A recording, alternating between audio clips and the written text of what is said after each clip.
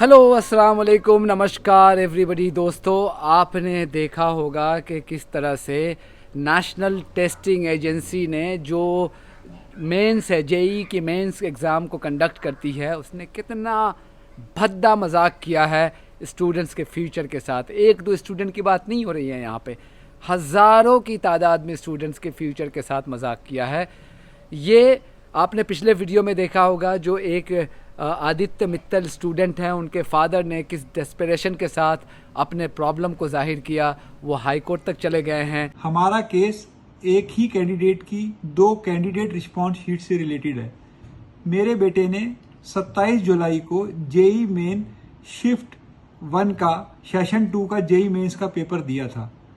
3 अगस्त को एनटीए ने इस सेकंड सेशन की कैंडिडेट रिस्पॉन्स शीट को अपनी वेबसाइट पे अपलोड कर दिया। क्योंकि बहुत रश था तो हम उसको एक्सेस नहीं कर पा रहे थे, तो 1 घंटे से भी ज़्यादा समय के बाद वेट करने के बाद हम किसी भी तरह से कैंडिडेट रिस्पॉन्स शीट को ओपन करने में कामयाब रहे। हमने 10:24 पर उसका एक प्रिंट आउट ले लिया। उस प्रिंट आउट के हिसाब से हमारे जो नंबर थे वो 212 थे। उसके बाद अगली सुबह 4 तारीख को हमने दोबारा से कैंडिडेट रिस्पॉन्स शीट को ओपन किया, ये देखने के लिए कि हमने उसमें कोई जो गलतियां कर रखी है हम उनको आगे जेई एडवांस के हिसाब से देख के उन टॉपिक्स को ठीक कर सकें। पर हमें सबसे ज़्यादा तब हमारे लिए एक चौंकाने वाली चीज़ थी कि उसके अंदर 3 तारीख की रात को जो कैंडिडेट रिस्पॉन्स शीट थी, 4 तारीख की जो कैंडिडेट रिस्पॉन्स शीट आई वो बिल्कुल अलग हो गई।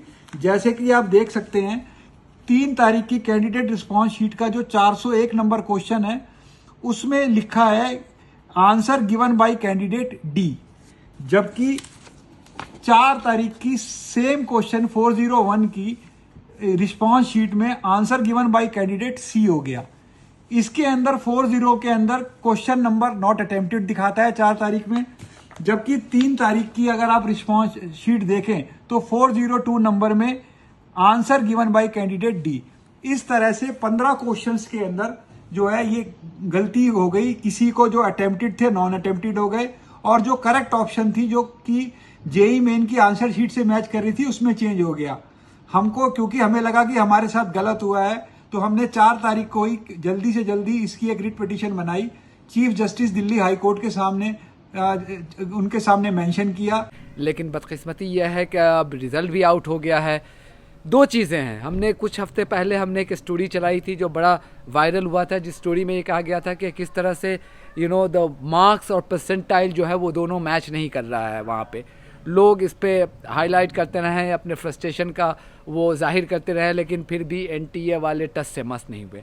उसके बाद अब जो सामने चीज़ें बात आ रही हैं, जो आदित्य मित्तल के फादर का वीडियो देखने के बाद पता चला, उनसे मेरी बाद में बात भी हुई है कि किस तरह से एक स्कैम हो रहा है यहाँ पे एनटीए के ज़रिए। कि रात में वो बच्चा अपना रिस्पॉन्स शीट देखता है, वो सब ठीक है, रैंकिंग उसकी ठीक ठाक है। उसके बाद जब वो सुबह में वही रैंकिंग अगर देखता है तो उसमें 13 सवाल ऐसे हैं, 13 क्वेश्चंस ऐसे हैं जिसको चेंज कर दिया गया है, और उससे रैंकिंग उसकी 50,000 तक चली गई। पहले 2,000 रैंकिंग थी तो उसमें उसके अच्छे कॉलेजेस में एडमिशन के चांसेस थे, अब वो 50,000 तक चला गया। अब बेचारा कहाँ जाएगा? हाई कोर्ट में गए, हाई कोर्ट में एनटीए वालों ने एक एक्सेल शीट दे दिया। एक्सेल शीट तो कोई भी तैयार कर सकता है, वो एक्सेल शीट दे दिया, और उसकी जो कैसे चेंज हुआ है वो उसको वहाँ पे वो दिखा नहीं पा रहे हैं कि भाई ये कैसे चेंज हो सकता है। जब सब कुछ ऑनलाइन है तो चेंज कैसे हो सकता है? तो बहरहाल ये एक बड़ा मुद्दा है। उसके बाद बहुत सारे स्टूडेंट्स अब ये कह रहे हैं कि जब वो ईमेल कर रहे हैं एनटीए को, तो एनटीए वाले उनके ईमेल को ब्लॉक कर रहे हैं। तो जब आपके पास छुपाने के लिए कुछ नहीं है तो आप क्यों ब्लॉक कर रहे हैं?